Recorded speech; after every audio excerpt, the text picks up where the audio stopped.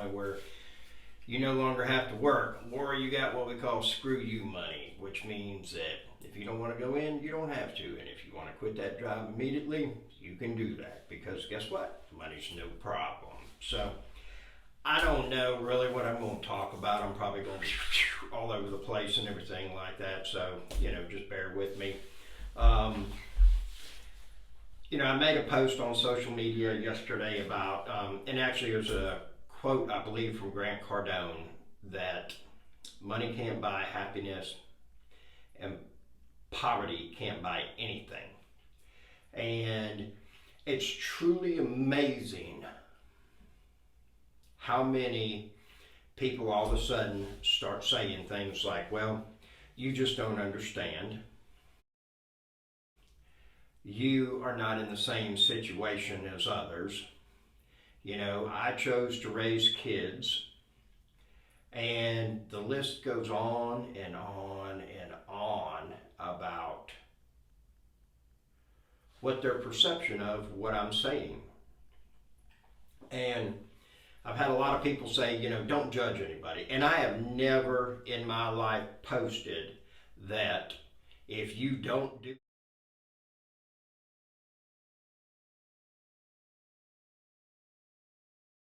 this, you're an idiot. If you don't do this, you're stupid. If you don't do this, you're incompetent. If you don't do this, you're not smart. It's not that at all. If a person chooses to be broke and doesn't want to enjoy anything more than what they have right then and there, I got no problem with it.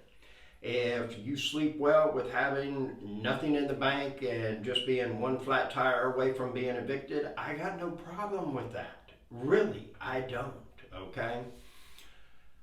I do know and run into a tremendous amount of people that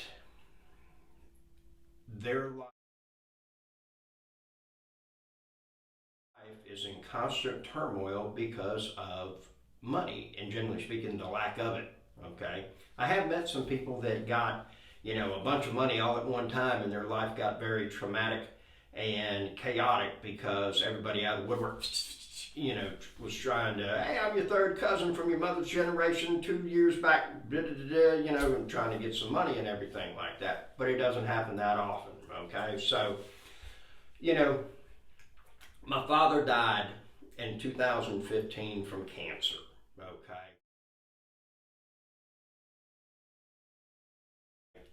And what I learned from that is that anything that money will fix, it's not a problem. All it is a situation, okay?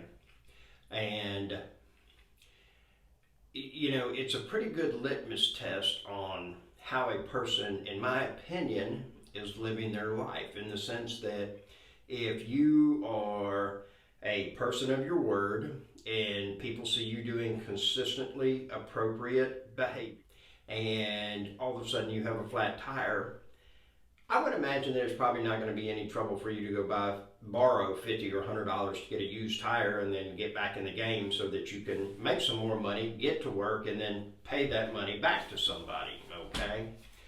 However, if you are not one of those people that shows up for work on a consistent, regular basis, and you do not continue to take consistent, appropriate action day in and day out, well, then you're probably in a situation where you're going to have a hard time finding anybody to loan you money, because their belief that they're going to get paid back is going to be minimal, okay?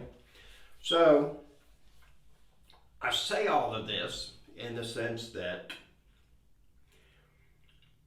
when you start talking about money and you start on this journey to acquiring wealth to get you to a point where you no longer have to work, you will change your circle of friends more than likely a number of times. Because what will not happen is they're not going to stay up with you. And if you choose to keep them in your life, then more than likely what will end up happening is you're going to have to pay to bring them with you. I've seen it happen many times. And the thing about it is that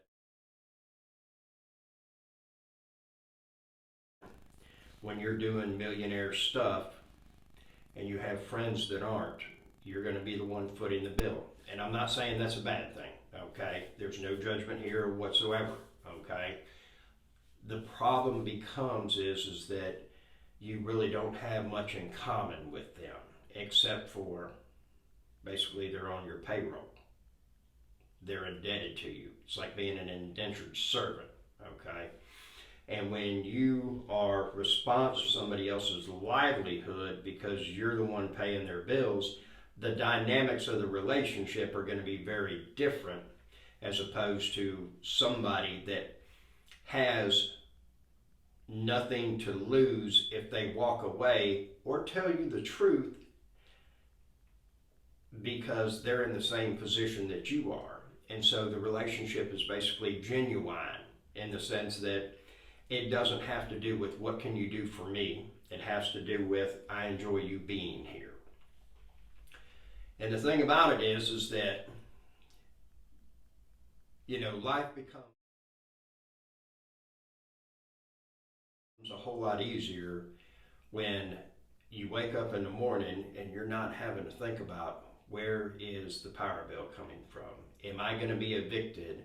Where is my rent coming from? Where is the house payment coming from? What happens if I do have to spend $9,000 on little Johnny braces? If you got the $9,000, you got nothing to worry about. Stroke the check and you're moving on, okay? I look at my life and realistically, at the very least, I could afford to have put away a minimum of $10 a week since I entered the workforce at the age of 16. I went to work roofing houses. I asked my parents to buy me a Harley. They said, no, you'll kill yourself on it. And so 2 weeks after I turned 16, which is legal age to drop out of high school in the state of Florida, I did. I went to work roofing houses and I bought a Harley, 1969 Sportster, kickstart only with a magneto, no battery. And I learned a tremendous amount from that motorcycle. And I wish I still had it today. I do not. I still got 3 bikes, but I do not have that one. And so the thing is that, from that point when I entered the workforce, I realistically could afford invested $10 every week, and it would never have changed my life being without that money, okay?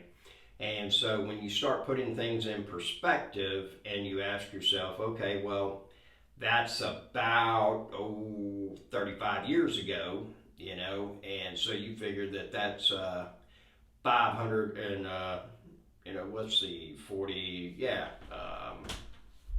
so you're looking at what, 552, $520 per year that got invested. And then we'll just say that we got percent, and it just kept rolling over and over and over.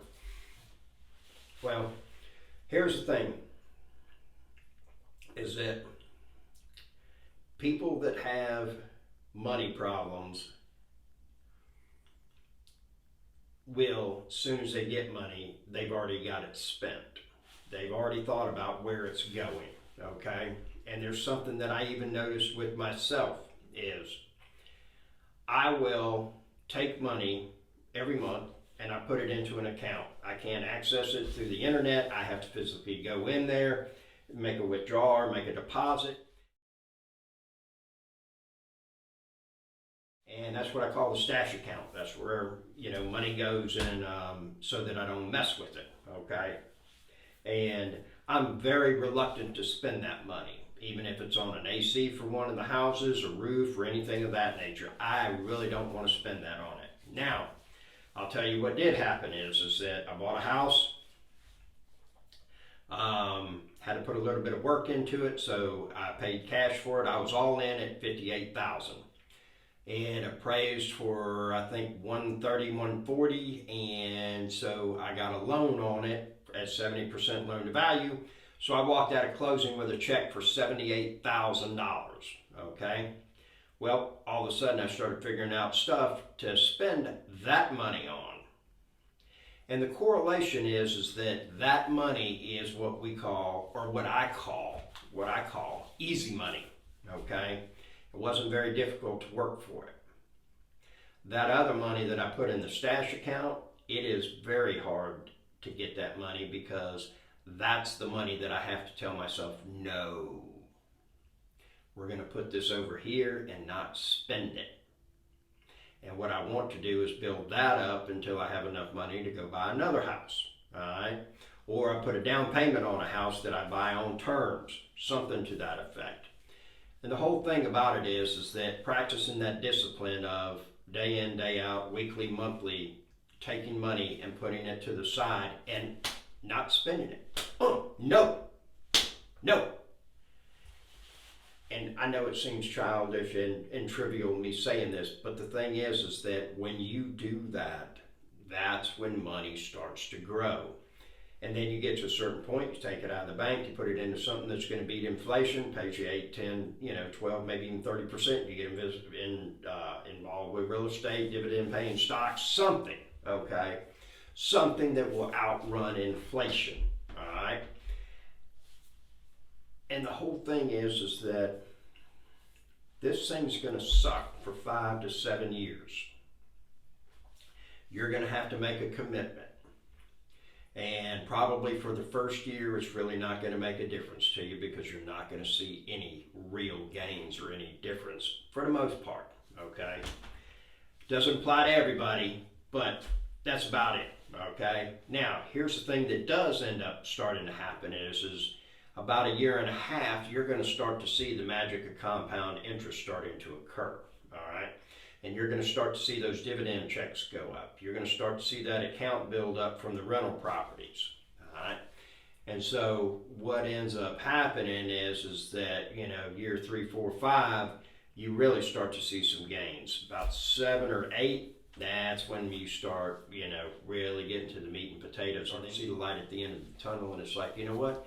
I might be able to work this thing into where it's paying me another $10,000, $15,000 a month when I retire. Now let me ask you this, how much money do you really need for retirement? Oh, I don't know. How much will you have once you retire if you got a W-2? If you got a regular job, say like you work for the county, you quit working, how much will you get every month? I ask that question, 98% of the people say, I have no idea. How do you know you're going to make it? I don't know. You even ask people, do you know that you can actually retire before the age of 65? What? Huh? How? I know people that are in their early 30s that have retired. They built it to where they got about $10,000, $12,000 a month coming in from passive income. They're totally good with that. They got the life they want on that and everything. They're traveling the world, they're moving, they're shaking, You don't have to wait till you're 65. We have it completely backwards, folks. We work our whole life. We get to a point where our body's starting to break down, and then we want to take it easy. What sense does that make? It does not. Okay? So, I just ask you to take a look at your finances. Ask yourself, is there some things that I could be doing differently to make my life better? Now imagine you wake up in the morning, that alarm clock goes off, and you say, you know what? I don't feel like going in today. I'm not going to go in today. How do you think that would feel? How do you think it would feel to say, you know what? All my bills are paid, my house is paid off, I got this other money coming in on a regular basis. I've gone and spent everything that I've got right now. How do you think that would feel? Words to think about. I'm also offering a free 15-minute mentorship call. If you would like some of my time, you get 15 minutes, no charge. All I say is send me an email and include your phone number, and I will give you a call. I hope you have a fantastic day.